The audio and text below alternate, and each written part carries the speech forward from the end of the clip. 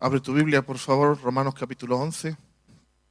El pasado jueves, después de haber estado escuchando cómo el apóstol Pablo nos hablaba de que el propósito que Dios tiene para Israel como nación no ha sido eliminado, no ha sido cancelado, sino que Dios sigue teniendo un propósito, que Dios no ha desechado a su pueblo Israel y que Él va a restaurarlo en su momento. Y también nos estuvo hablando de cómo el hecho de que Israel hubiera caído abrió una oportunidad, abrió un tiempo para que los gentiles pudieran escuchar y pudieran responder al Evangelio, pero que incluso durante este tiempo en el que el pueblo de Israel había rechazado, había varios factores a tener en cuenta. Uno es que el Señor siempre se había guardado un remanente que le creía y que había recibido al Mesías. Número dos, que aun cuando se estaba dando este tiempo de oportunidad a los gentiles, a través de la provocación a los celos, el Señor seguía acordándose de su pueblo de Israel y queriendo provocarlos a celos para que se volvieran a su Dios, a su Rey. Y también se nos explicó a través de las ramas, la rama natural, la rama injertada, cómo la raíz en la que los gentiles estamos insertados es la raíz del Dios de Israel, cosa que no debíamos olvidar, y que si el Señor ha tenido la gracia y el poder para insertar a una rama del olivo silvestre en el olivo natural, cuanto más el Señor podrá reinjertar o injertar nuevamente el pueblo de Israel en lo que es su propio árbol, su propia raíz.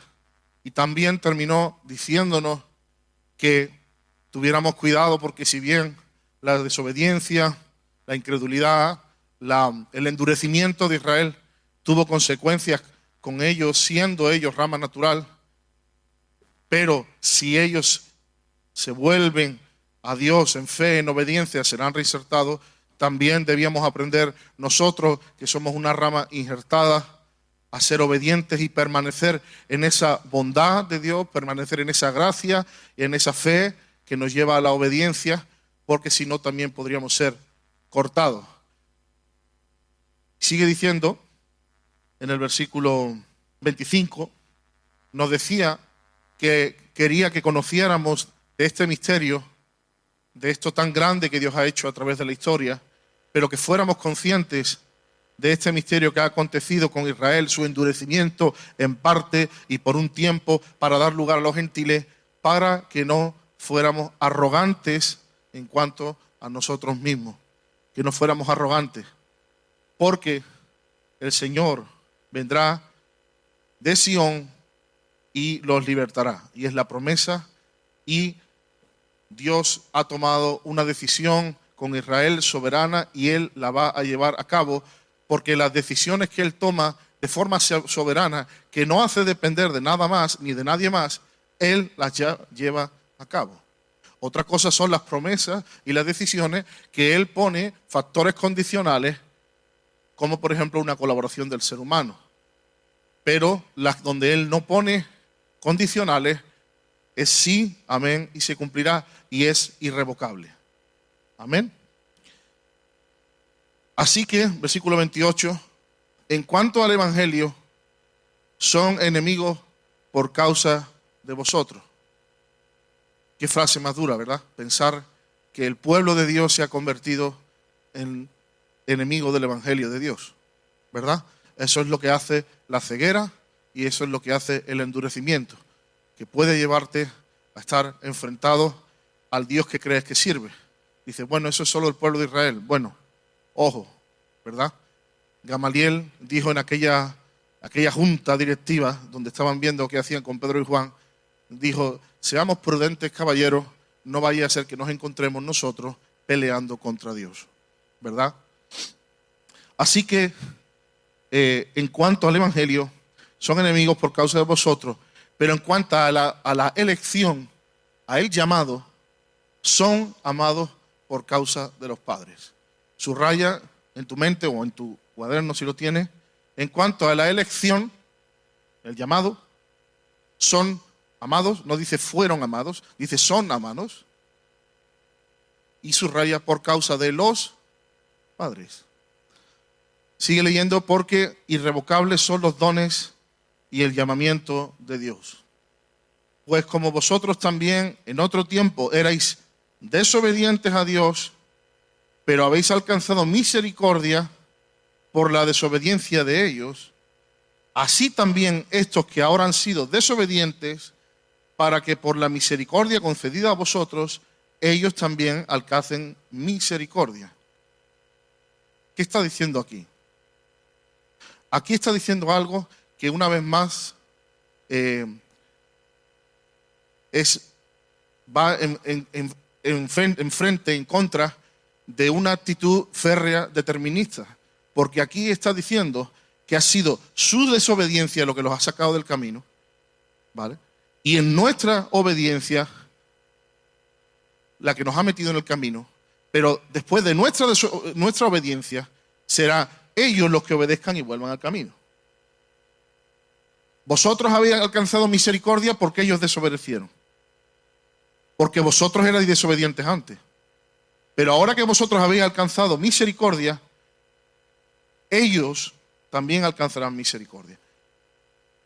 ¿A qué te refieres? Nos lo explica en el versículo siguiente. Porque Dios sujetó todo a desobediencia para tener misericordia de todos. O sea, Él va a aplicar el mismo principio de misericordia que ha aplicado contigo, lo va a aplicar con Israel. Y esto es bueno saberlo porque aquí Pablo nos está recordando, oye, si pudiéramos decirlo en castizo, ¿no? Oye, no te partas las vestiduras, que lo hacemos con cierta frecuencia, ¿verdad? No te partas las vestiduras porque Israel desobedeció. Porque cuando Cristo te alcanzó, tú estabas en desobediencia. Y tú eras desobediente. Y porque ellos desobedecieron, Dios abrió un tiempo en el que te dio misericordia en tu desobediencia. Y si Cristo pudo tener misericordia de tu desobediencia, ¿cuánto más no tendrá misericordia de su desobediencia? Si Cristo ha salvado a los gentiles por la gracia de Jesucristo, por supuesto, por la gracia de Jesucristo salvará a Israel. Porque Él lo ha encerrado en el mismo principio, lo ha encerrado a la desobediencia. Si yo he tenido misericordia con unos desobedientes cuando se aferraron a Cristo, yo tendré misericordia con los otros desobedientes que además son el olivo natural cuando se aferren. Entonces está viendo un principio, que Dios es justo y que Dios toma elección, pero al final el ser humano decide si responde o no responde en obediencia a Dios. Ahora, dice, llegado a este punto en el que lleva toda la carta haciendo equilibrio entre principios, pero concretamente lleva 3 capítulos desde el 9, 10 y 11, haciendo equilibrio entre verdades que son increíbles, que van más allá de nuestra comprensión, que si una elección divina, que si la responsabilidad personal, que si las personas como cabezas de naciones, que si destinados para una cosa, pero en Cristo destinados para otra, que si el Evangelio tiene poder para los unos, pero para los otros, pero tiene que ser oído, pero ya ha sido oído, pero tiene que ser confesado. Y está haciendo eso, y que además aquí nada ha pillado al Señor por sorpresa, porque sí, Él los llamó y ellos cayeron, pero como no respondieron al primer llamado de ser bendición a las naciones y de mostrar a Dios a las naciones, con su caída Dios aprovechó para mostrar a Dios a las naciones, tomando a su hijo, pero que nació como un judío, para mostrar a Dios a las naciones. Entonces durante ese tiempo el Señor está aprovechando para tratar a las naciones, pero siempre con una mirada, si lo pudiéramos decir aquí en el retrovisor, sin perder de vista a Israel. Cuidando a Israel, manteniendo a Israel, asegurándose de que siguen adelante, asegurándose que ni siquiera el nazismo pueda con ellos, asegurándose ni que la guerra de los 6 días no se lo lleve por delante, y asegurándose que, no sé, casi todo el mundo se lo lleve por delante. Y ahí el Señor, porque Él tiene un propósito y tiene una misericordia en el libertador que vendrá de Sion esperando para ellos. Y está haciendo un juego aquí, y el apóstol Pablo, un hombre que se le apareció a Jesús, un hombre que subió al tercer cielo, un hombre que tiene la mayor parte proporcionalmente de la revelación del Nuevo Testamento, dice lo siguiente: oh, profundidades de la riqueza, de la sabiduría y de la ciencia de Dios. Cuán insondables son sus juicios e inescrutables sus caminos. Porque ¿quién entendió la mente del Señor? Bueno, más de uno piensa que lo ha entendido, pero Pablo dice, esto es tremendo. ¿O quién fue su consejero? ¿Quién le ha dado al Señor primero? ¿Quién ha dado consejo a Dios? ¿Quién ha amado a Dios? No, Él ha amado primero. ¿Quién dio consejo a Dios? ¿Quién dio sabiduría a Dios? ¿Quién le ha dado su opinión a Dios? Nadie. ¿Quién le dio primero para que fuese recompensado? ¿Quién merece nada? Porque de Él, por Él y para Él son todas las cosas. A Él sea la gloria por los siglos. Amén. Antes de terminar con este capítulo, unas observaciones. Primero, este último texto, en el contexto está hablando de Dios en general, términos generales, de Yahvé, de Jehová.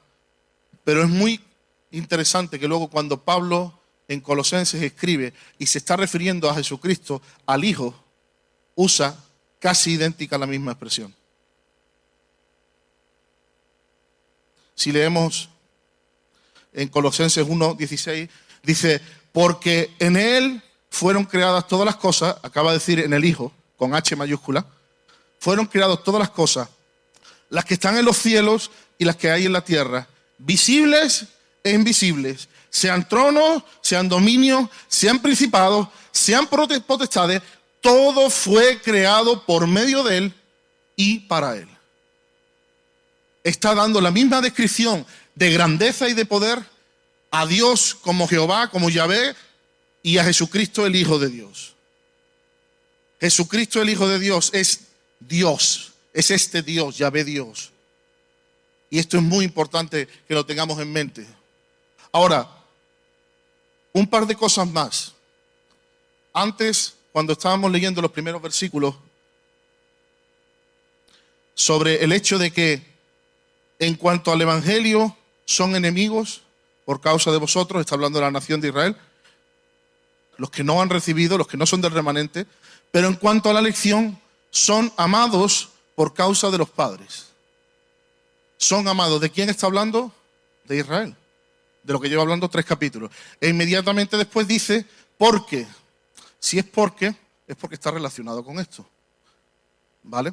Entonces solamente lo voy a mencionar porque yo sé que se ha tratado varias veces y el pastor lo ha explicado, pero solamente por causa de que estamos en este punto, cuando está diciendo porque irrevocables son los dones espirituales y el llamamiento de Dios. ¿Dice eso? Para empezar no dice los dones espirituales. Dice los dones. Y don en el contexto significa regalo. Y el llamamiento, que en el contexto significa elección. Ahora, vamos a ver qué dice alguna gente de esto. Comentario de Jamieson Foster Brown, que para colmo son 3. Jamieson, Foster y Brown. No es que se llamaba así el hombre. La vocación de Dios significa aquel soberano acto por el cual Dios, en el ejercicio de su libre elección, llamó a Abraham para que fuese el padre de un pueblo especial.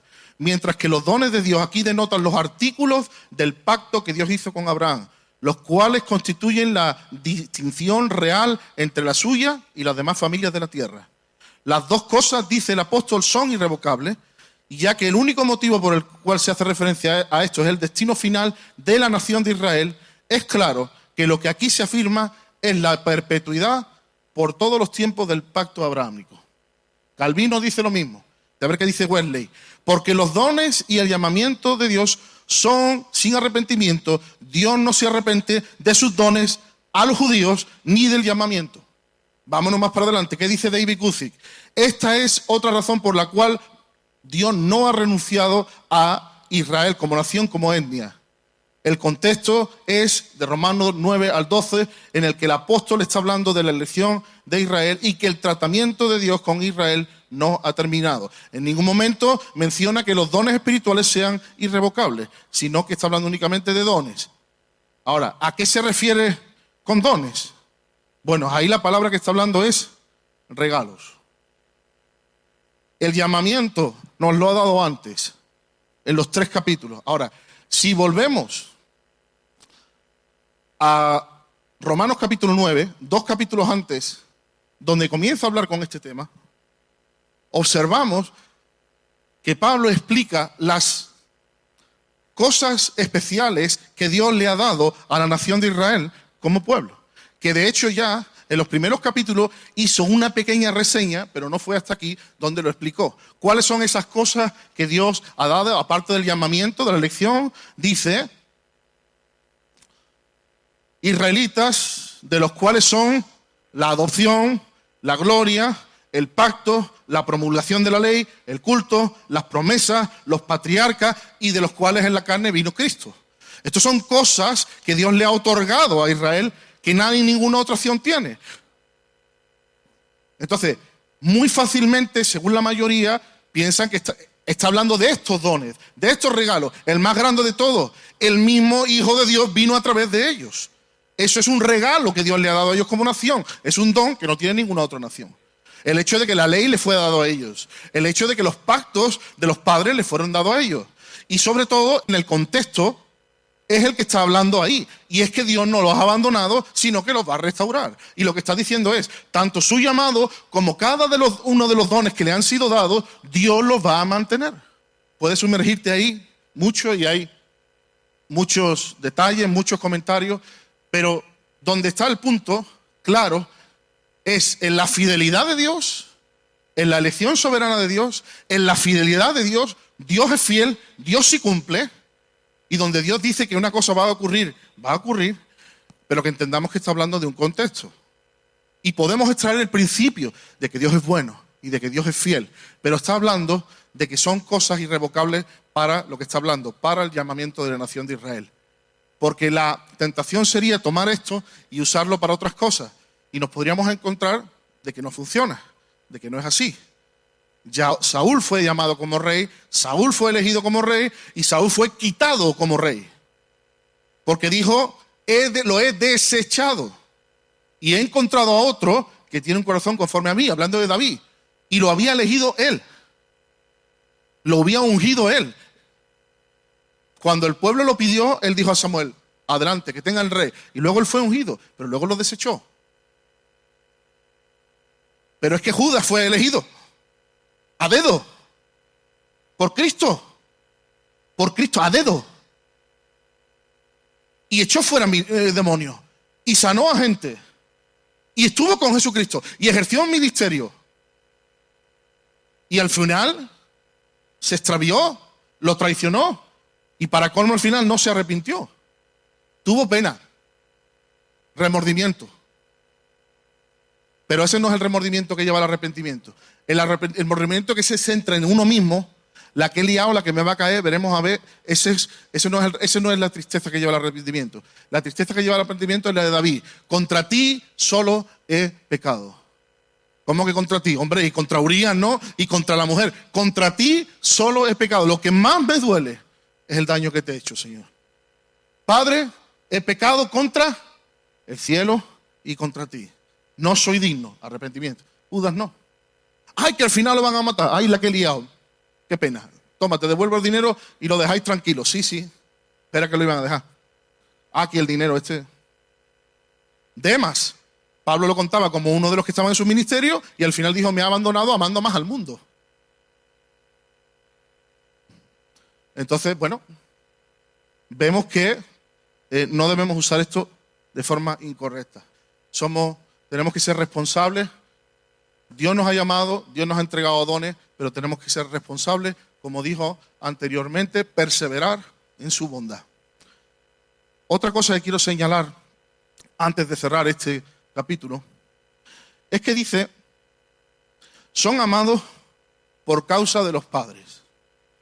Antes ha dicho, en versículo anterior, 16, si las primicias son santas, todo lo es, también lo es la masa restante, y si la raíz es santa, también lo son las ramas. En el contexto, lo que está hablando es que en la raíz de este pueblo fue santa. ¿Cuál fue la raíz de este pueblo? Los padres, Abraham, Isaac y Jacob. Y luego más tarde vuelve a decir que son amados por causa de los padres. Ahora, esto nos lleva a un principio que es importante que tengamos en cuenta, y es la importancia que tienen las decisiones que toman los padres respecto a su descendencia. Con el mismo Abraham vemos que dijo que en ti serán benditas todas las naciones de la tierra, y la bendición de Abraham iba a alcanzar a su descendencia. Pero es que luego sabemos que más tarde, cuando los levitas se posicionan del lado de Moisés, cuando vuelve Moisés y ve que han hecho el becerro de oro y el pueblo se ha desenfrenado, y Moisés dice, poneros aquí todos los que están a favor del Señor. Y se pone la tribu de Leví. Y la tribu de Leví le dice, vale, pues vosotros vais a ejecutar la venganza, el juicio de Dios sobre vuestros hermanos. Y ellos lo hacen, lo cual no tuvo que ser nada fácil. Lo hacen. Y por esa decisión, en fe y en obediencia y en lealtad a Dios, Dios dice, donde antes todo el mundo iba a ser sacerdotes, ¿vale? Ahora solamente va a ser vuestra tribu. Y esa decisión que ellos toman afecta a toda la descendencia de Leví. Desde entonces, solamente los hijos de esta tribu son los que podían ser levitas, y entre ellos los sacerdotes. O sea, que lo que sus padres hicieron tuvo una consecuencia. No hablemos ya del caso de David, en el que encontramos repetidas veces en la Escritura que Dios dice, por causa de David, mi siervo. Por amor a David, mi siervo. De hecho, sabemos, en el caso de Salomón, que el texto dice, ya que no has cumplido mi pacto y has desobedecido mis decretos, ciertamente te arrancaré del trono y se lo daré a tus siervos. Esto es Dios hablándole a Salomón, ¿vale? Pero dice, pero por amor a tu padre David, no lo haré mientras viva, sino que le quitaré el trono a tu hijo. También en Primero de Reyes dice lo mismo, no le quitaré el trono del reino a Salomón por ahora, por amor a mi siervo David, quien yo escogí y quien obedeció mis mandatos y decretos. O sea, el trato que David tuvo con Dios influyó directamente en su hijo. Incluso cuando su hijo tenía que ser juzgado, no fue juzgado de la misma manera por los tratos que había tenido Dios con el Señor, David con el Señor. Dice el Salmo 132, se piensa que lo escribió Salomón, por amor a David tu siervo, no vuelvas de tu ungido el rostro. Y sabemos que por amor a David, incluso el pacto decía que de David, de la estirpe de David, del linaje de David, vendría el Salvador, y se cumplió. Abraham, los levitas, David, Finés, Números 25. Es una historia larga entre Balac, Balaam, muy interesante. El caso es que cuando el pueblo ha metido la pata horrendamente, y Dios está trayendo un juicio tremendo el juicio que está trayendo, resulta que aparece uno por allí en medio que trae a una de las mujeres que precisamente por haber tenido relaciones con ellas estaba viniendo el juicio y estaban pagando el juicio. Dice que el pueblo estaba llorando al ver la mortandad y este aparece con la madianita por allí y se va a su tienda con ella delante de todo el mundo. Para ponernos en contexto, Israel se ha desviado, se ha ido con pueblos que le rodean, los moabitas, entre los cuales estaban los madianitas, que era un pueblo errante pero vivían entre los moabitas. Y Balaam, es una historia larga, ha inducido a Balac para decir, tú ponle gente cerca e invítalos. Dice que las mujeres le invitaban a sus fiestas con la idolatría para pecar. ¿Qué pasa? Lo que no había conseguido Balac a través de maldiciones y a través de atacar desde fuera al pueblo de Israel, lo consigue ¿cómo? Induciéndolos a pecar y ellos pecan. Y cuando pecan se encuentran que el problema no lo tienen fuera. Ahora Dios es el que está enojado con ellos. Y cuando Dios está trayendo un juicio fuerte, a los príncipes me los colgáis, a esta gente me los matáis. Y luego habla de que hubo una peste, 24.000 personas. Pero pudieron ser más. Y en medio de eso, un despistado, entre comillas, se le ocurre decir, Chati, vente para la tienda, a una medianita. Esto era una provocación, dice que delante del pueblo. O sea, era una provocación si no era algo más. Que algunos piensan que lo que estaba haciendo era... Ese no se había enterado todavía. El sacerdote Finés, hijo del sacerdote Eleazar, el nieto de Aarón. Oye, mira, el nieto de Aarón. Se levanta con una lanza y de un lanzazo se los carga a los dos, a la mujer y al hombre. Fuera. Ustedes de qué vais. Y Dios dice, este ha tenido celo por mí. Voy a hacer un pacto con él eterno. Y todas sus generaciones van a disfrutar de ese pacto.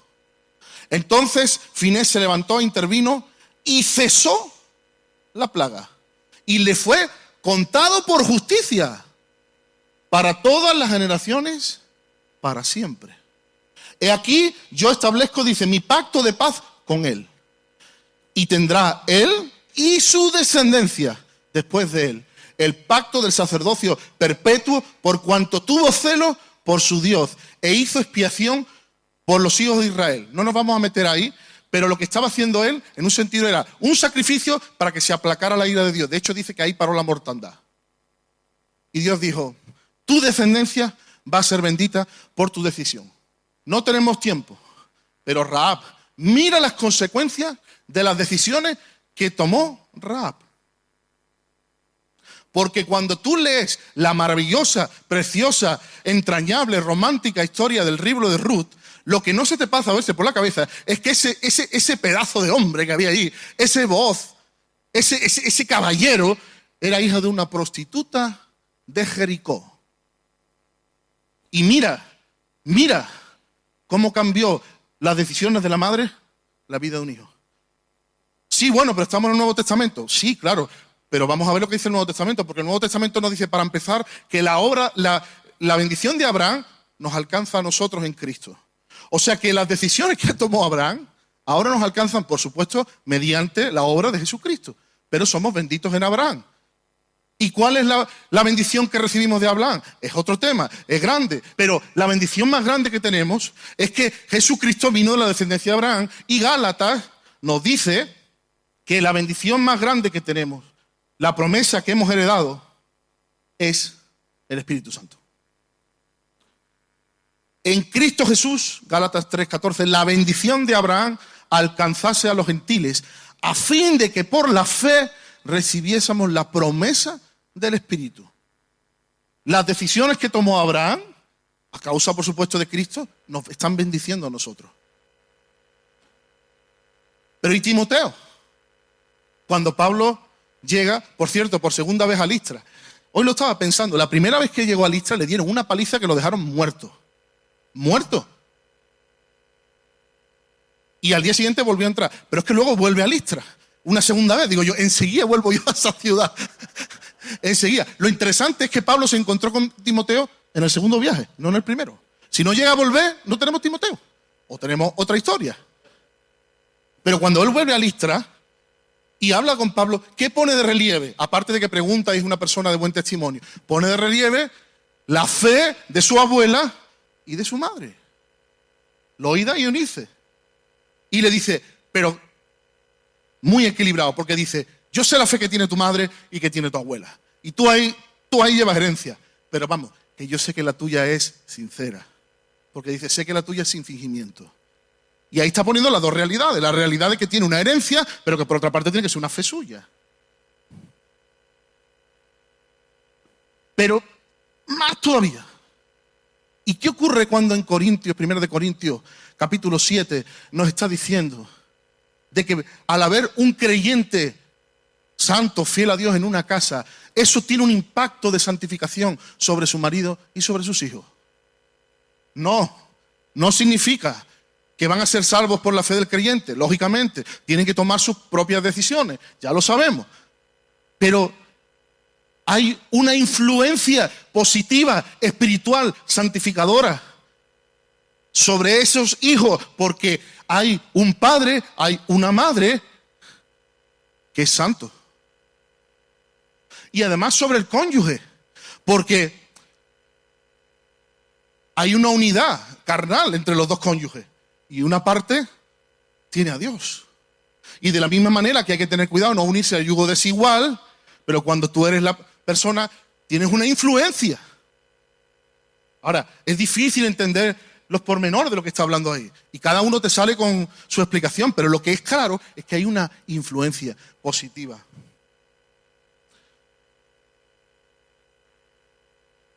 O sea, que a través de la Biblia y también en el Nuevo Testamento vemos que las decisiones que toman los padres tienen una implicación. Sabemos la más famosa, ¿verdad?, de Deuteronomio.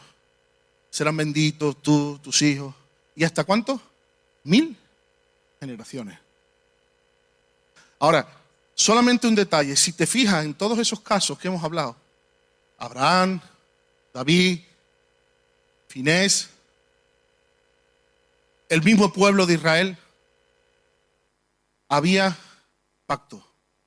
Dios hizo un pacto con Abraham y por ese pacto fueran benditas sus generaciones. Dios hizo un pacto con Israel y por ese pacto, al haber obediencia, iba a haber bendición a las generaciones. Dios hizo un pacto con Finés. Pacto. Gente que respondió a Dios y Dios hizo un pacto con ellos. Hizo un pacto y luego ellos se comportaron coherentemente con el pacto.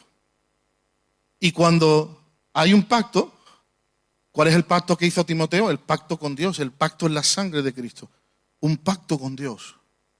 Cuando alguien hace un pacto con Dios, en esta cara de la historia, el pacto en la sangre de Jesucristo, por cierto, mayor que el antiguo pacto.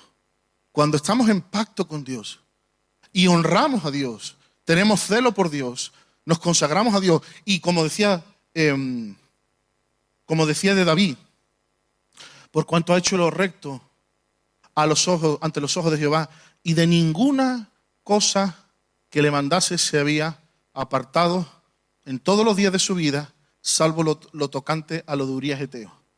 Lo más fuerte del tema es que David no era perfecto, pero Dios respetó el pacto.